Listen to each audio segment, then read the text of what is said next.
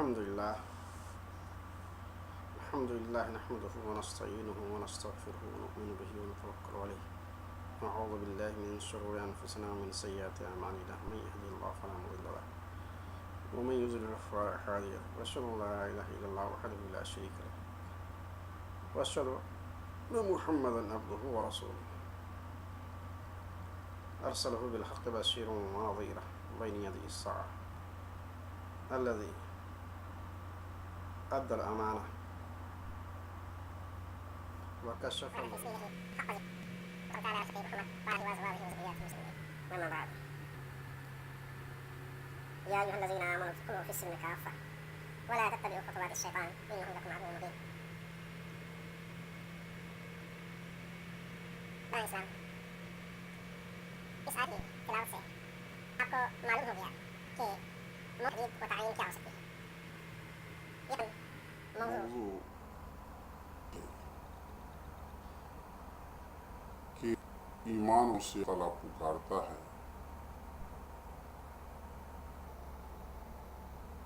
کہ اسلام میں داخل ہو جاؤ پورے کے پورے.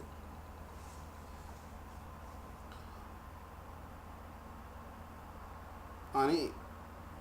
اسلام میں پوری طرح داخل ہو جاؤ. اور پوری طرح داخل ہونے کا مطلب یہ ہے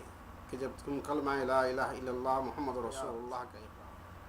اس کا بھی اقرار کرو. جب محمد رسول اللہ صلی اللہ علیہ وسلم کا اقرار کرتے ہو تو اس کے تداعیات، اس کے متعلقات، اس کے مطلوبات سارے کو مانو. یہ نہیں کہ بعض کو مانو اور بعض کو نہ مانو، اور دونوں کے درمیان ایک نیا راستہ تلاش کرو جو کفر بھی نہ ہو اسلام بھی نہ ہو. ایک نئے راستے سے چلو. اور ایک راستے طلب کرنے والے یہود و نصارہ تھے، اور یہ ساری چیز جو کل تک یہود و نصارہ کے اوصاف صفات تھے، جس میں وہ کہتے تھے زبان سے اللہ کو مانتے تھے مگر اس کی تعویل کرتے تھے، عملاً انکار کرتے تھے. محمد رسول اللہ صلی اللہ علیہ وسلم نے جو تعلیم دی وہ ایک جامع پیکج ہے، یونیورسل انفارمیشن ہے. یہ یونیورسل ڈگری جب ایک مومن کلمہ لا الہ الا اللہ محمد رسول اللہ پڑھ لیتا ہے تو اسی وقت جن جن چیزوں سے وہ تائب ہوتا ہے وہ یہ ہوتا ہے. اگر اسلام سے پہلے کی زندگی میں وہ فرعون تھا تو فرعونیت چھوڑ دے گا. اسلام کی زندگی سے پہلے اگر وہ قارون تھا تو قارونیت. اسلام کی زندگی سے پہلے اگر بدکار تھا تو بدکاری سے چھوڑ دے گا، بدکاری سے توبہ کر لے گا اور اسے بالکل الگ ہو جائے گا. اگر اسلام کی زندگی سے پہلے چور تھا، خیانت دار تھا، امانت میں خیانت کرتا تھا، لوگوں پر ظلم کرتا تھا، تو ظلم سے بھی باز رہنا ہوگا، خیانت سے بھی باز رہنا ہوگا، اور وہ تمام برے اوصاف جو اسلام سے پہلے تھا اس کو اپنانا ہوگا. اور اسلام سے پہلے جو برے راستے سے اس کو چھوڑنا ہوگا اور اسلام کے اچھے راستے کو اپنانا ہوگا. اسی طرح اسلام قبول کرنے سے پہلے یا مسلم ہونے سے پہلے اگر وہ شرک، کفر، نفاق، ظلم و ستم، استبداد، قتل و غارت، لوٹ خسوٹ، نہب اموال جیسے کرپشن میں اگر مبتلا، اور ظلم و ستم سے دوسرے مسلم کو اعضاء و نقصان پہنچاتا ہے، اور المسلمون من سلم مسلمہ کے تقاضا کا انکار کرتا ہے اور اپنے مسلم بھائیوں کو ضرر نقصان پہنچاتا ہے، تو یہ شخص اسلامی معاشرے، اسلامی سوسائٹی کا ناسور اور وہاں کا فرعون جو مر گیا تھا دوبارہ زندہ ہو گیا۔ تو گویا مسلم سوسائٹی میں، مسلم معاشرہ میں اس طرح کا شخصیت کا وجود، جس میں نفاق بھی ہو، جس میں شرک بھی ہو، جس میں کفر بھی ہو، جس میں ظلم، جس میں قتل و غارت بھی ہو، لوٹ کھسوٹ بھی ہو، جس میں زناکاری بھی ہو، جس میں بدکاری بھی ہو، جس میں شب و ستم بھی ہو، جس میں دوسروں کے حقوق کی پامالی بھی ہو، اور جب پاور آئے تو فرعون بننے سے نہیں رکتے، قارون بننے سے نہیں رکتے، اور حامان، فرعون، قارون جیسے اعمال سے نہیں رکتے۔ تو یہ شخص وہ ہے جو اسلام قبول کرنے کے بعد، کلمہ لا الہ الا اللہ محمد رسول اللہ پڑھنے کے بعد یا مسلم معاشرے میں پیدا لینے کے بعد یہ سارے کوکرم اور اعمال سوء میں مبتلا ہوتے ہیں۔ ایسے لوگ معاشرے کے ناسور اور معاشرے کے لیے زہریلا انسان ہیں، جو معاشرے کو کافرانہ معاشرہ بنانا چاہتا ہے، اسلامی ثقافت سے دشمنی ہے، اسلامی تہذیب سے دشمنی ہے، اسلامی پہنے اوڑھنے سے دشمنی ہے، اسلامی کلچر سے بغاوت ہے، اسلام کے طور طریقے سے بغاوت ہے، اسلامی ثقافت اور اسلامی طور طریقے سے بغاوت، اسلامی کلچر سے بغاوت، یہ کوئی مومن کی شان نہیں۔ مومن کی شان یہ ہے کہ اسلام کو گلے لگائے، مومن کی شان یہ ہے کہ اسلام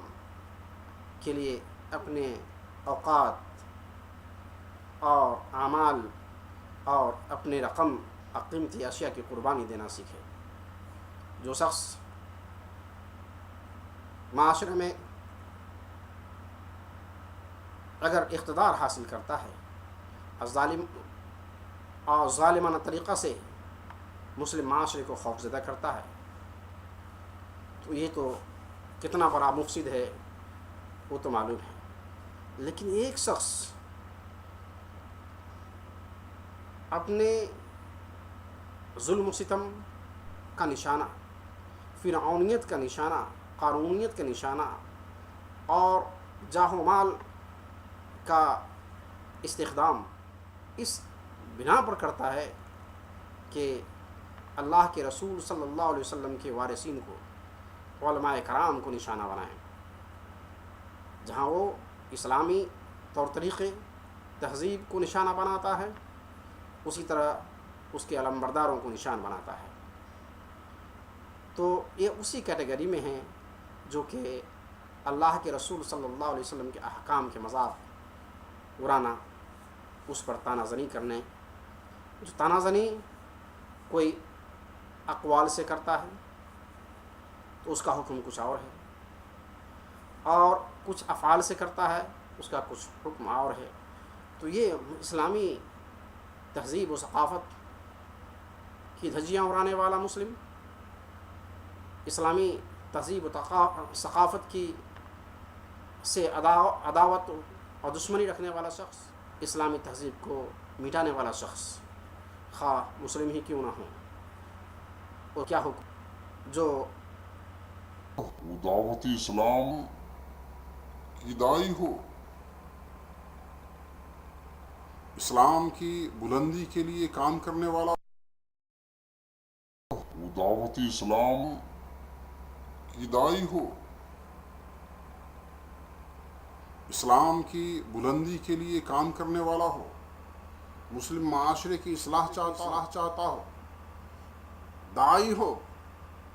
ایسے لوگوں کو ٹارگٹ بنانا، وہ تو گندھ پہ گندھ کرنے والا انسان پیدا ہوتا ہے۔ وہ ایسا مومن جو اسلامی عالم اسلامیہ، عالم مسلمین کو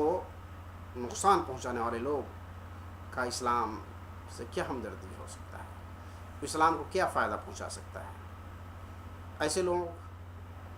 کیا کیا کر سکتے ہیں. ایسے لوگ اسلام کو جب تک اس کی زندگی ہے بہت حد تک نقصان پہنچا دیا ہوتا ہے، اور اگر وہ کسی اقتدار میں شریک ہے تو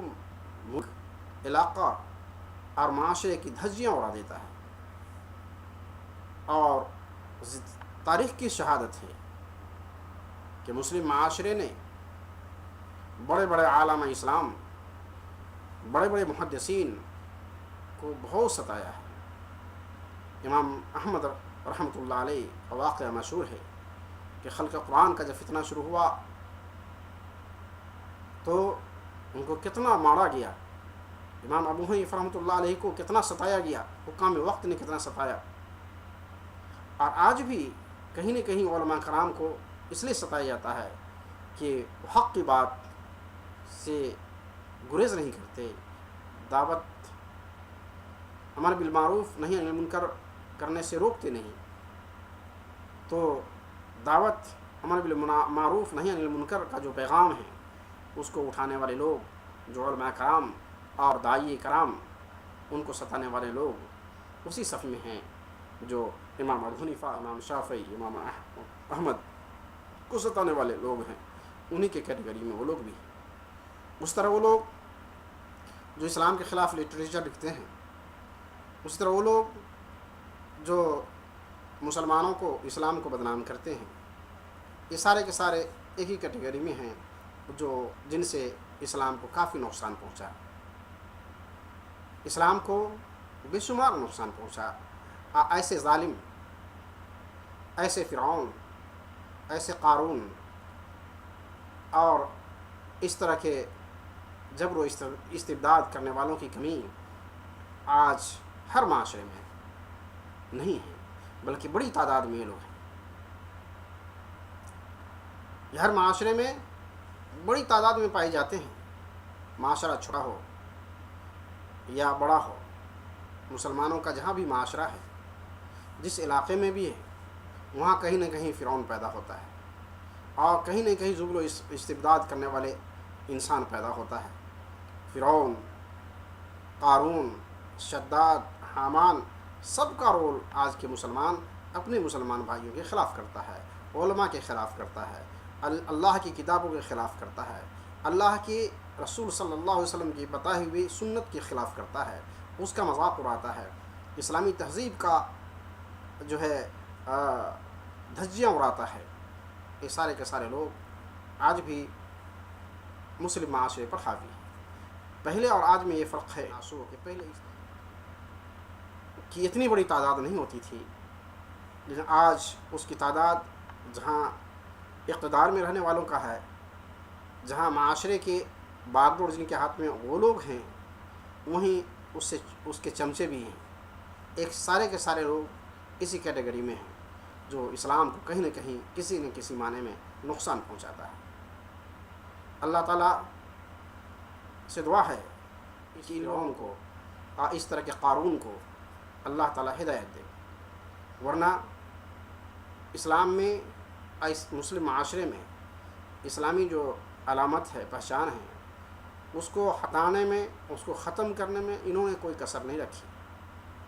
اور آج بھی اس کو مٹانے کے لیے ہر چیز کر رہے ہیں. خواہ وہ کام کے خلاف ہو، علماء کی تہذیب و ثقافت، ان کی تعلیم کے خلاف ہو، یا قرآن شریف کے خلاف ہو، قرآن کی تعلیم کے خلاف ہو، قرآن سے ثابت شدہ احکام کے خلاف ہو، رسول صلی اللہ علیہ وسلم کے خلاف ہو. سارے کے سارے یہ لوگ ایسے ہی ہیں جس کو دنیا میں بھی اللہ تعالیٰ حساب کرے گا اور آخرت بھی کرے گا. لیکن دنیا میں چونکہ ظالم لوگ کا حساب دیر سے ہوتا ہے اور بہت دنوں تک وہ پنپتا ہے، ظلم کرنے والا کچھ دنوں تک کافی ظلم کرتا چلا جاتا ہے، یہاں تک کہ بڑی تعداد علماء کرام کو ختم کر دیتا ہے، بڑی تعداد میں اسلامی تہذیبوں کا مذاق اڑایا جاتا ہے، بڑی تعداد میں مسلمانوں کی جو ہے پہچان کو مٹایا جاتا ہے. سارے مسلمانوں کو اس پر توجہ دینے کی ضرورت ہے، اور اسلام کا جو خزانہ ہے قرآن اور اس کے ماننے والے، اس کے حاملین، اس کے علم کے حاملین علماء کرام، اس کی جو لوگ تضحیق اور اس کا استہزاء اور اس کو ستانے والے، ایذا پہنچانے والے لوگوں کو دنیا میں بھی اور آخرت میں خیر نہیں ہے۔ انہی چند کلمات پر ہم سارے لوگوں سے درخواست کریں گے کہ جو قوم اپنے علماء، اپنے پڑھے لکھے لوگوں کی قدر نہیں کریں گے تو کیا دوسرے لوگ اس کی قدر کریں گے؟ اس پر غور کرے۔ اللہ تعالی ہم سارے لوگوں کو ایمان پر خاتمہ فرمائیں۔ سبحان ربک رب العزت عما یصفون وسلام علی المرسلین والحمد للہ رب العالمین۔ تھا تو کرپشن کو چھوڑنا ہوگا۔ ایک آدمی کی شکل تو یہ ہے کہ زندگی اسلام چینج کر لے۔ ایک شخص وہ ہے اسلام میں آنے کے بعد، اللہ کا میسج پڑھنے کے بعد وہ ظلم و ستم کا بازار گرم کرتا ہے،